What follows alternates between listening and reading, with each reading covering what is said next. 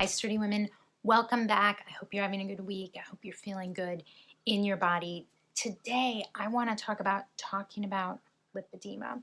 What do you do when someone makes a comment about your body, whether you've gained weight or lost weight, or they're just curious about your legs? And how do you talk to other women if you think they might have lipedema? We're going to talk about all of that. But before we do, if you're new to Sturdy Woman, welcome. I'm so glad that you're here. Go ahead, click subscribe below so that you get a notification every time I make a new video. And if today's content or any other information on the channel is helpful for you, please do like and share so that we can give more women hope and help on their journey. Talking about lipedema. This week, I'm going to a professional conference and I'm going to see a lot of people who I haven't seen since before my diagnosis. I was diagnosed less than a week before the COVID quarantine started in the United States back in 2020.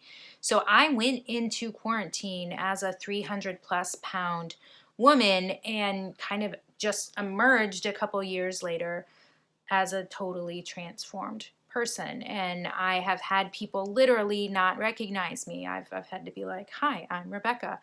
And other people have lots of questions and comments to make about my body, ranging from, oh my God, you look so great. Are you training for marathons? To, have you had bariatric surgery? Neither of those are true, as those of you who watch the channel know. The truth is, I just found out that I had lipedema. And so I have challenged myself more recently, and I plan to over the next week to really just have that authentic and true conversation. What I've often found myself saying is, it's just a crazy story, because it is. I found out I have a fat disorder. I spent my whole life fat. Turns out I was sick. And there's this thing called lipedema. The truth is that 10 to 11% of women potentially have lipedema.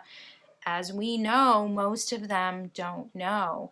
And so what's been really interesting is, as I have opened up and told people my story, I've had a lot of people who don't have lipedema themselves come to me and say, hey, can you remind me what that thing was you told me that you have?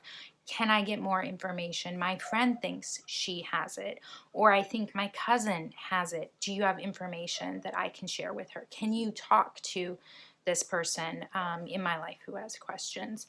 And so it's been so rewarding to see this kind of ripple effect of even just talking to people who don't have it themselves. It's so common that almost everyone knows someone who is potentially affected by it.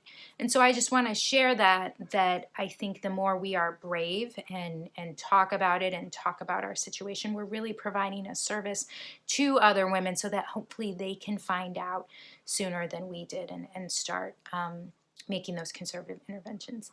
The other thing that I plan to do at my conference, and that I've been doing for a while, is I'm going to bring in my book bag some of these brochures that are put out by the Lipedema Foundation. And you can order these. I'll put a link below. You can order these on their website. You can also download them, print them yourselves, email them, whatever you want to do.